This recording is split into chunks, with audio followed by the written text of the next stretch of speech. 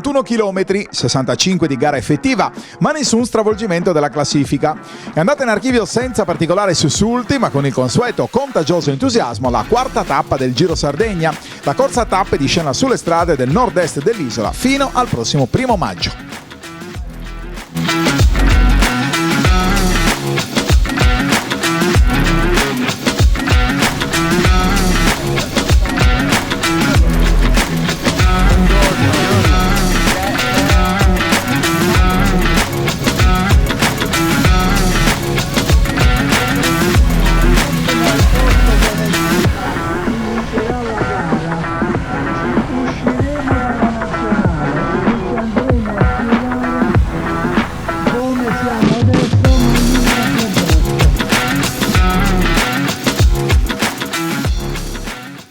La Verso Olbia è stata per i 400 corridori al via un impegno con difficoltà altimetriche non esagerate, dove in tanti hanno avuto la possibilità di rientrare più volte nel gruppo.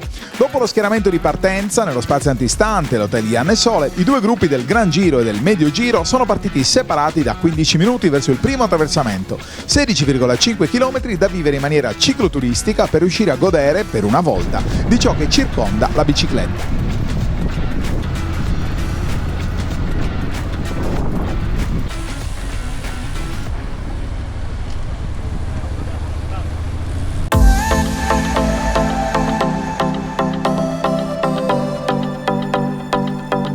Dal bivio di Capo Codacavallo è stata però da subito una gara vera, con gruppi a lungo compatti e risultati finali venuti allo scoperto soltanto nei chilometri conclusivi della sfida.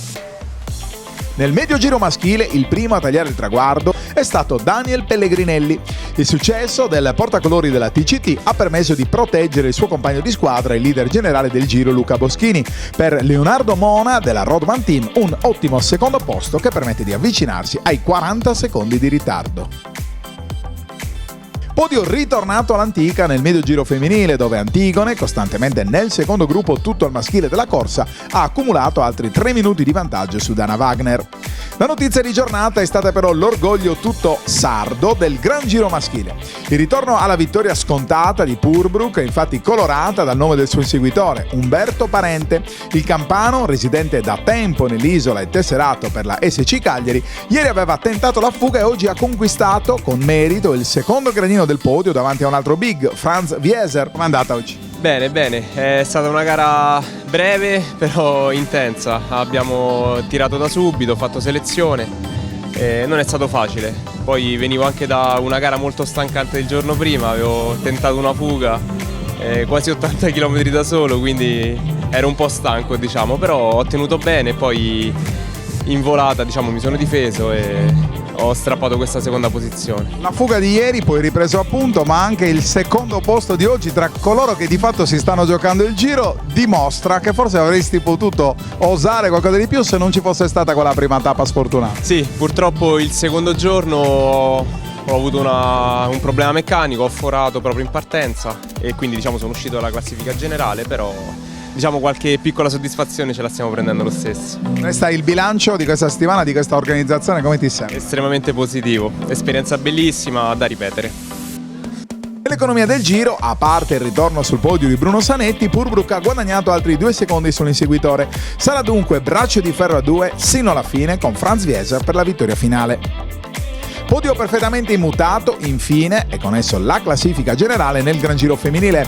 Qui però è dovuto anche un plauso alle inseguitrici Mara Manfredi e Katia Barnev, capaci, contro l'inesauribile motore di Annalisa Prato, di enorme tenacia sui pedali, utili ad accorciare in maniera decisa, rispetto alle scorse giornate, i tempi di arrivo al traguardo. Oggi è una prova orgogliosa, distacchi decisamente diversi rispetto alle settimane. È andata piano Annalisa o avete spinto voi due? No, diciamo che oggi sono partita un po' più decisa degli altri giorni e sono riuscita a stare con lei praticamente la prima salita, poi ci siamo perse in discesa e comunque ho cercato di mantenere lo stesso un buon tempo, diciamo. Quasi tempo di bilanci, di fatto siamo in discesa nella seconda parte. Che dire di questo giro? Prima esperienza? No, è il secondo anno che vengo, siamo venuti l'anno scorso e quindi ci siamo trovati bene, è stata una bella esperienza, il tempo è dalla nostra parte, quindi abbiamo fatto la scelta giusta a tornare. La quinta fatica, in programma domani, porta il nome di Monti e Lago dell'Interno. Dalle ore 9 il gruppo sarà impegnato sugli 86,23 km del medio giro e i 102 km del Gran Giro. Ancora una volta i 400 temerari saranno confortati nelle loro fatiche da uno scenario vario che si sviluppa all'interno dell'isola e in strade senza traffico. Sarà una delle tappe decisive del Giro Sardegna?